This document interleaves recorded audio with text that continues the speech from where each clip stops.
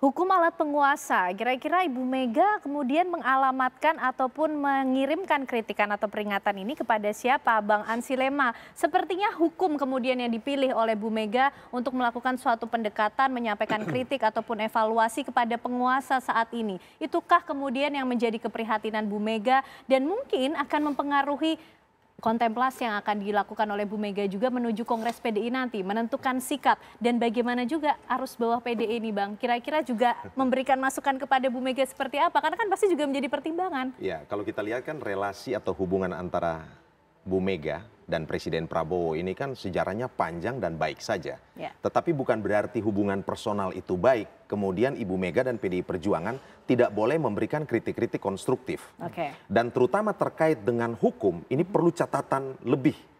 Ibu Mega adalah the brave lady, ya, seorang perempuan pemberani yang berani pasang badan untuk menjaga konstitusi. Oke. Republik ini tidak bisa membayangkan kalau Ibu Mega tidak kekeh, tidak kokoh, tidak teguh menjaga konstitusi ini.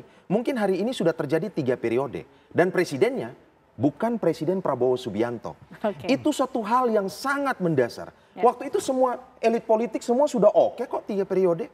Tetapi Ibu Mega itu pasang badan memilih untuk konsisten dan berkomitmen penuh untuk menjaga konstitusi. Stop, tidak boleh 3 periode.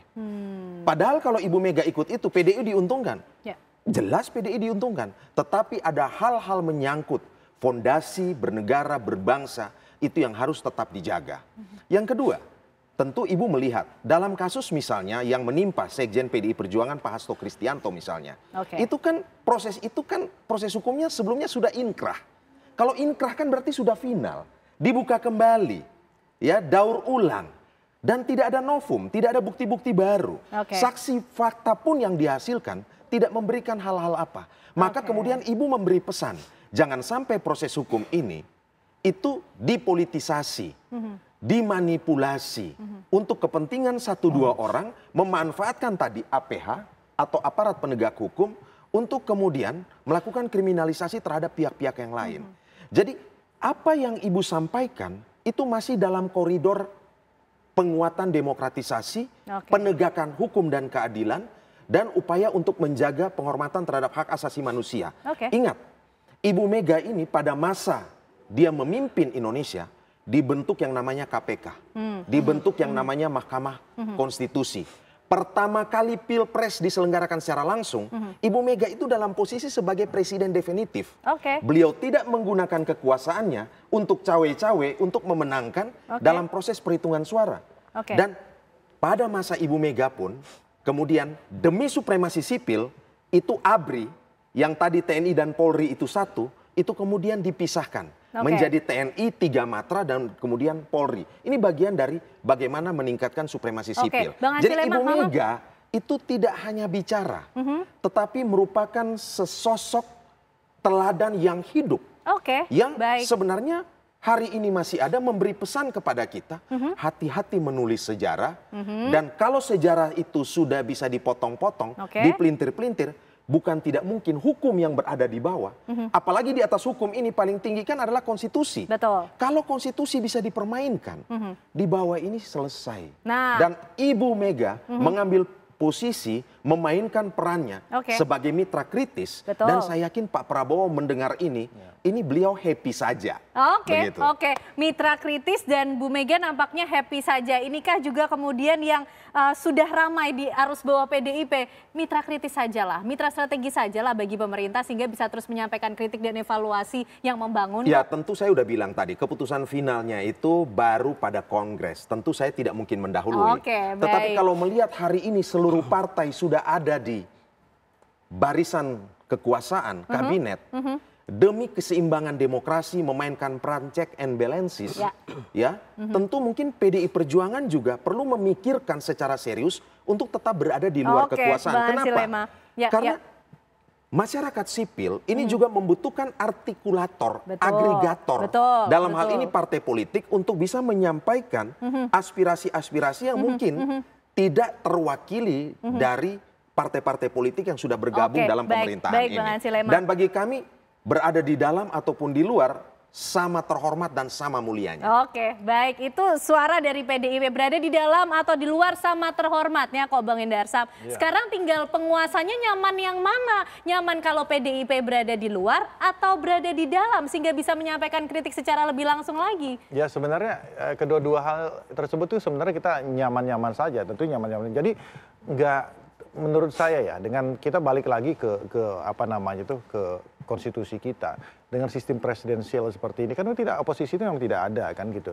Kalau kita ambil contoh saat ini, Nasdem mendukung pemerintahan, tapi apakah dia apa namanya itu taruh kadernya di kabinet? Tidak juga, tapi dia berada dalam pemerintahan. Kan seperti itu. Nah, juga belum kita lihat lagi, kalau kita lihat lagi ke dalam konteks-konteks tertentu di legislatif.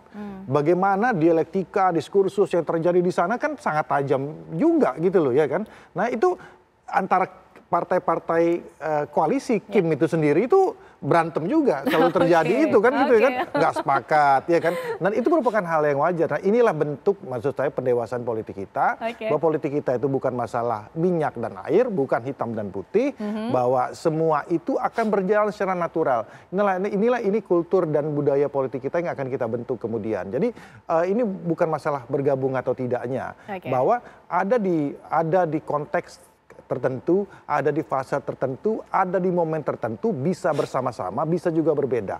Ini yang paling penting menurut saya. Tapi itu lagi, selalu saya catatkan harus konstruktif. Itu yang paling penting. Jadi kan ada juga yang asal beda kan. Nah itu yang saya tidak sepakat. Nah itu yang paling penting. Oke Bang Hendarsam, Kang Cecep singkat mungkin, kira-kira atau baiknya atau idealnya lah PDIP jadi mitra strategis di luar pemerintah saja atau bolehlah bergabung di dalam pemerintah sehingga evaluasinya semakin cepat untuk dilakukan oleh penguasa ini? Oke, dalam konteks demokrasi saya kira barisan pendukung presiden yang kemudian sudah direkrut oleh presiden ya sebagai menteri-menterinya itu sudah dukungan politiknya sudah besar sebenarnya, sudah mayoritas ya, mayoritas gemuk bahkan, dan sudah relatif, bahkan jika diperlukan dikeluarkan sebagian gitu. Iya, jadi menambah apa namanya barisan yang bisa menyeimbangkan dan mengawasi check and balances terhadap jalannya kekuasaan. Dan kalau merujuk konstelasi selama ini, saya kira posisi Ibu Mega sebaiknya memang berada di luar kekuasaan. Dengan pengalaman beliau ya yang pernah berkuasa dan juga pernah di luar kekuasaan, dengan sikap kritisnya beliau ya sebagai ibu bangsa nih kan, beliau lebih elok untuk kemudian mengawasi jalannya pemerintahan. Dan ingat, ini hanya dalam demokrasi ini kan salah satu cirinya adalah pergantian pemain di konstitusi 5 tahun sekali. 5 tahun itu waktu yang sedikit, dan itu adalah menjadi modal tabungan politik buat PDI Perjuangan sebenarnya. 5 tahun ini jadi cara PDIP melahirkan tokoh-tokoh baru untuk bertarung di 2029. Oke, kita tunggulah nanti pergantian pemain ini akan dilakukan di tubuh pemerintahan Pak Prabowo kah, atau PDIP juga sudah bersiap kan untuk mempersiapkan siapa pemain penggantinya. Kita tunggulah ya nanti, termasuk Kongres PDIP nih akan menjadi momen ditunggu-tunggu. Terima kasih Bang Ansy Lema, terima kasih Bang Hendarsam Marantoko dan juga Kang Cecep, terima kasih malam hari ini sudah bergabung bersama kami di Apa Kabar Indonesia Malam.